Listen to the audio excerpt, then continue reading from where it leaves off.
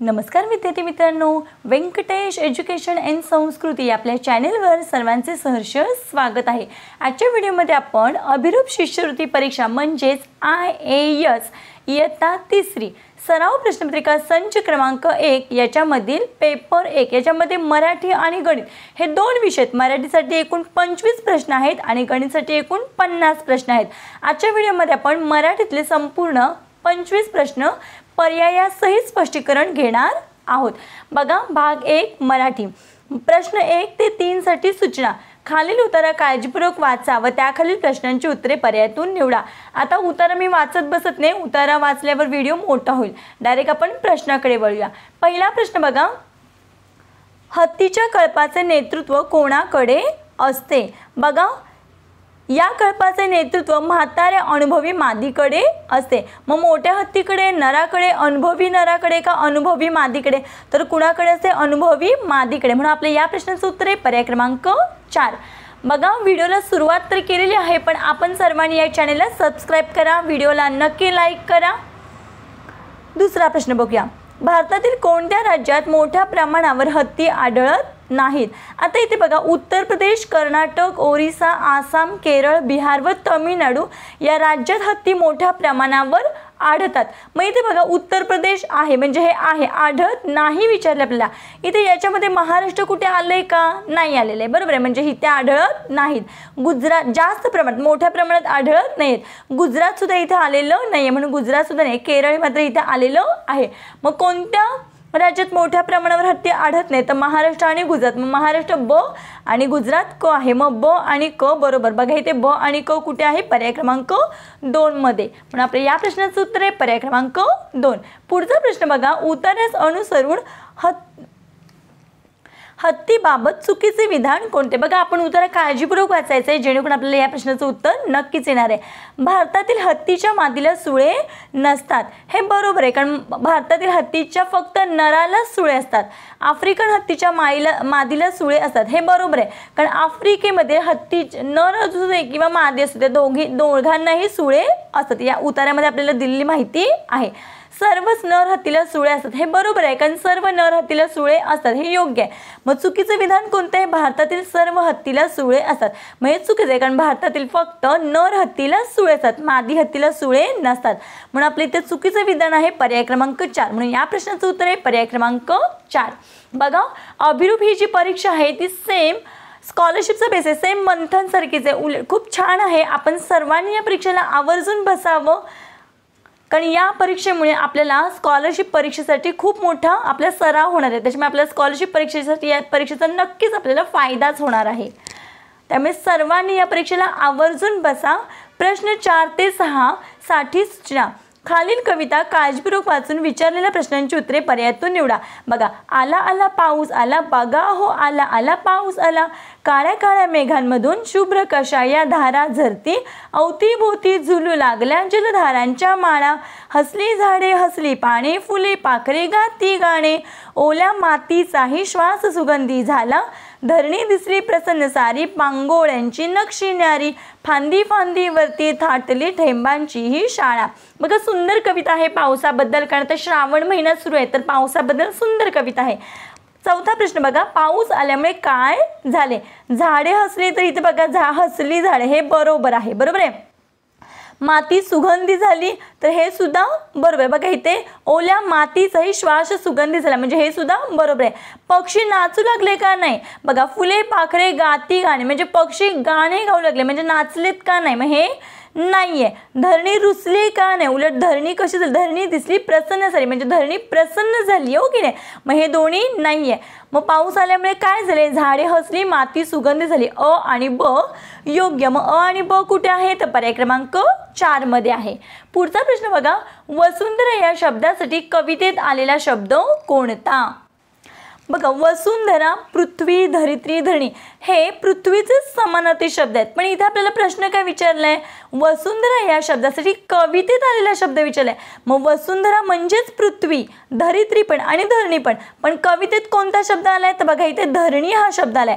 म्हणून मग या प्रश्नाचं आपलं उत्तर आहे पर्याय क्रमांक 3. इथे मुलांनी कन्फ्यूज व्हायचं नाहीये. प्रश्न काळजीपूर्वक वाचणं सर्वात महत्त्वाचं आहे. पुढचा प्रश्न बघा, जलधारांच्या माळा म्हणजे काय? बघा तिथे अवतीभोवती झुलू लागल्या जलधारांच्या माळा. आता बघा पावसांच्या धारा, पावसातील गारा, खूप पाऊस का थेंबांची शाळा. मग या प्रश्नाचं आपलं उत्तर आहे, 6व्या प्रश्नाचं उत्तर आहे पावसांच्या धारा. अवतीभोवती झुलू लागल्या जलधारांच्या माळा. मग काय हे? पावसाच्या धारा. पर्याय क्रमांक 1. 7वा प्रश्न बघा, खालीलपैकी क्रियापद कोणते? आपल्यामध्ये क्रिया पूर्ण झाली हे सांगणाऱ्या शब्दाला आपण काय म्हणतो? क्रियापद म्हणतो.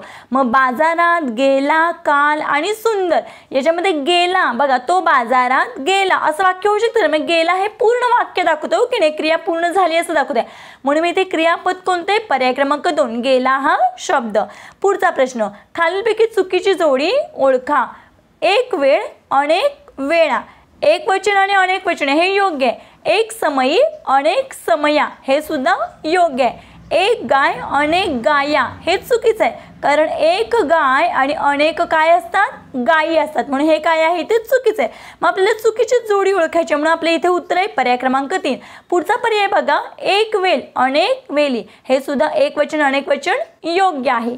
9वा प्रश्न, गटात न बसणारा पर्याय ओळखा. बघा झाड, ते झाड. आपण काय म्हणतो? ते झाड नपुसकलिंगी. लिंग ओळखायचे की नाही, लिंग आहेत. मादी, ती मादी स्त्रीलिंग. ती ताई स्त्रीलिंग.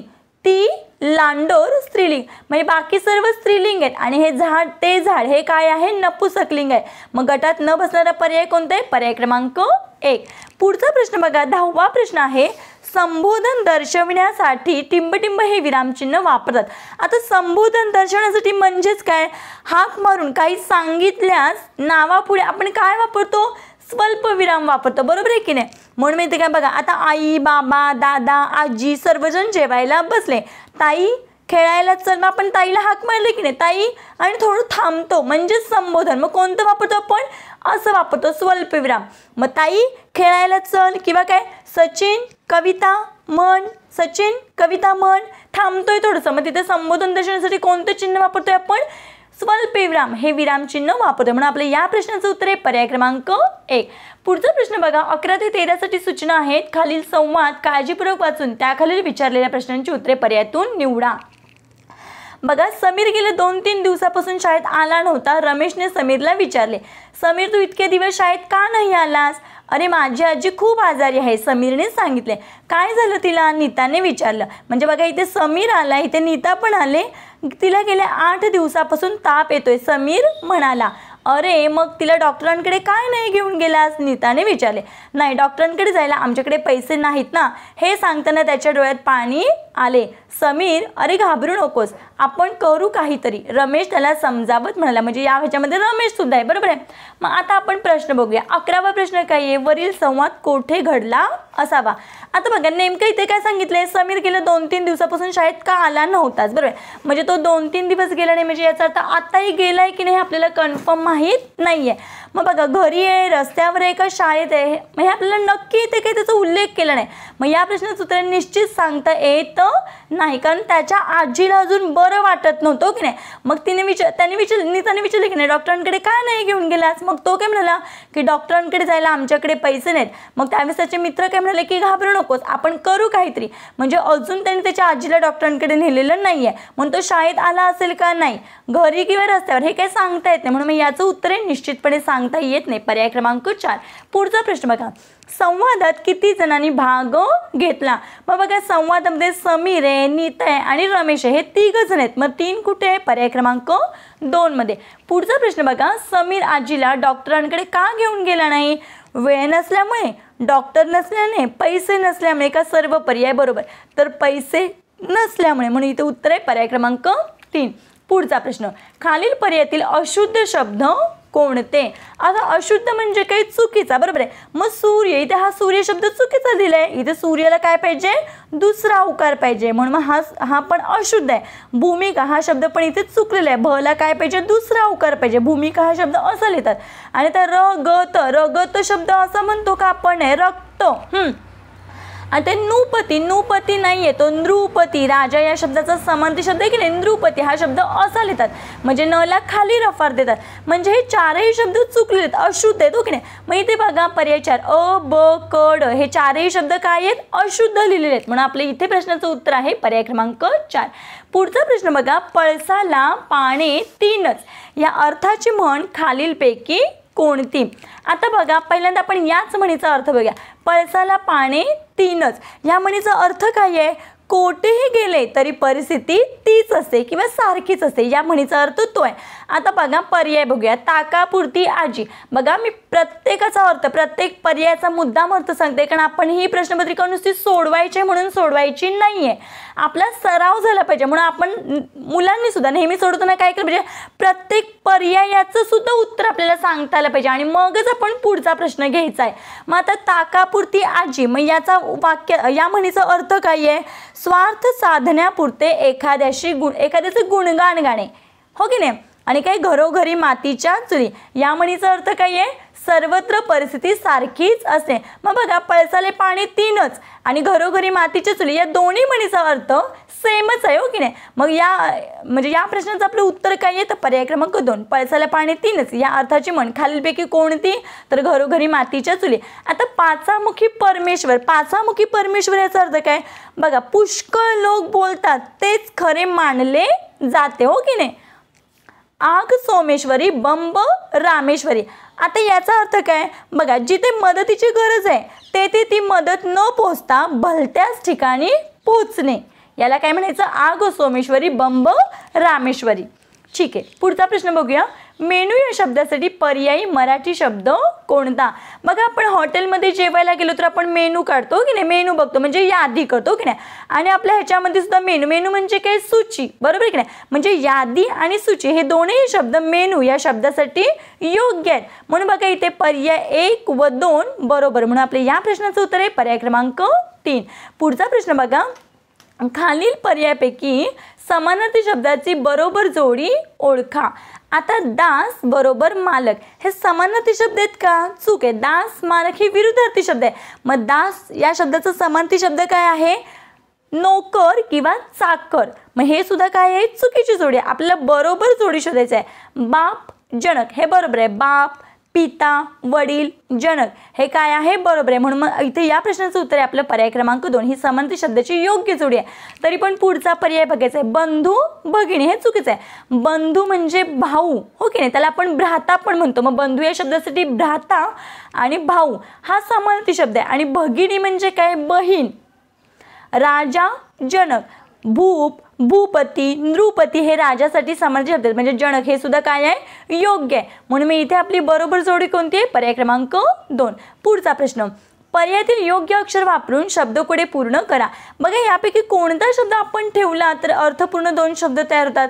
आपण प्रत्येक शब्द ठेवून बघायचे. आता इथे मी 6 ठेवते, मग इथे बघा इथे जर मी 6 हा शब्द ठेवला तर सावकार आणि साखर दोनही अर्थपूर्ण शब्द तयार झाले, म्हणून आपल्या या प्रश्नाचं उत्तर आहे पर्याय क्रमांक 2. 19वा प्रश्न, ऋणको या शब्दासाठी उलटअर्थी शब्द पर्यायातून शोधा. बघा ऋणको, ऋण म्हणजे ऋणी असलेलं हो की नाही, मग त्याच्या अपोजिट विरुद्धार्थी शब्द काय आहे, धनको. धन म्हणजे काय, ज्याच्याकडे भरपूर धन आहे हो की नाही, मग धनको. उत्तर आहे पर्याय क्रमांक 1. पुढचा प्रश्न, या अक्षरांपासून एक अर्थपूर्ण जोडशब्द तयार होतो, त्यातील मधले अक्षर कोणते. बघा चोपाळा पाला, आता बघा सारखे सारखे शब्द फिरवून वाचायचे म्हणजे आपल्याला योग्य शब्द भेटतो. आता सोपं आहे, पाला बघा पाला पाचोळा, मग इथे मी लिहून घेते, पाला पाचोळा हा एक अर्थपूर्ण जोड शब्द तयार होतोय हो की नाही. मग याच्यामधलं मधलं अक्षर म्हणजे बघा इकडे 2 आणि हे इकडे 2, मग मधला कोणता आहे, पा आहे, मग पा कुठे, पर्याय क्रमांक 4 मध्ये. पुढचा प्रश्न, दुसऱ्याने केलेले उपकार जाणणारा या शब्द समूहासाठी पर्यायातील योग्य शब्द निवडा. बघा दुसऱ्याने केलेले उपकार जाणणारा कोण असतो, कृतज्ञ असतो, बरोबर आहे, आणि केलेले उपकार विसरणारा कोण असतो, कृतज्ञ असतो, आणि परोपकारी म्हणजे काय, मदत करणारा. आता इथे बघा मग दुसऱ्याने केलेले उपकार जाणणारा कोण आहे, कृतज्ञ, पर्याय क्रमांक 1. पुढचा प्रश्न, जसे करवंदांची जाळी तसे पोत्यांची काय असते, थप्पी. मग चवड कशाची असते, तर रुपयांची काय असते, चवड. नारळाचा, संत्र्यांचा काय असतो, ढीग असतो. आणि ते चुकून कळस लिहिले, पण इथे कळप पाहिजे होता. मग कळप कुणाचा असतो, गाई गुरांचा कळप, हो की नाही, हरणांचा कळप असतो. मग इथे आपलं उत्तर काय आहे, पोत्यांचे काय असते, थप्पी. पर्याय क्रमांक 2. पुढचा प्रश्न, खालीलपैकी ढोलीत कोण राहतो. मग बघा, मोर जंगलात किंवा झाडावर राहतो की नाही, मोराचं. ढोलीमध्ये घुबड कुठे राहतो, ढोलीमध्ये राहतो. आणि सुगरण पक्षाचं तर काय असतं, घरटं. सुगरण पक्षाचं घरटं खूप सुंदर असतो की नाही, आपल्या परिसराच्या पुस्तकामध्ये आहे.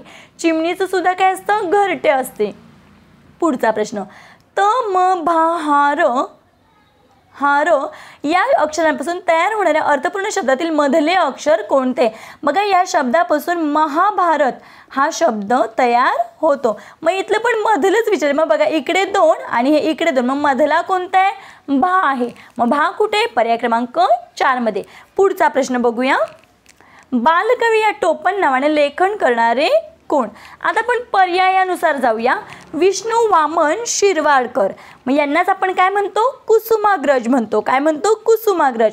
आता बघा, त्र्यंबक बापूजी ठोंबरे यांनाच आपण काय म्हणतो, बालकवी म्हणतो. मग आपल्या या प्रश्नाचं उत्तर आहे, बालकवी आपण कुणाला म्हणतो, त्र्यंबक बापूजी ठोंबरे. पर्याय क्रमांक 2 हे उत्तर आहे. राम गणेश गडकरी यांचं टोपण नाव काय आहे, गोविंदाग्रज, हो की नाही, गोविंदाग्रज. म्हणून आपल्या या प्रश्नाचं उत्तर आहे पर्याय क्रमांक 2. बघा, आजच्या व्हिडिओमध्ये आपण अभिरूप इयत्ता 3ची मराठीची प्रश्नपत्रिका पूर्णपणे पर्यायासहित स्पष्टीकरण घेतलेलं आहे. आशा करते आपण सर्वांना हा व्हिडिओ आवडला असेल. आवडल्यास व्हिडिओला नक्की लाईक करा. व्हिडिओ कसा वाटला ते कमेंटमध्ये नक्की सांगा. लाईक करा, शेअर करा, सबस्क्राईब करा. भेटूया पुढच्या व्हिडिओमध्ये. तोपर्यंत नमस्कार. Thank you for watching.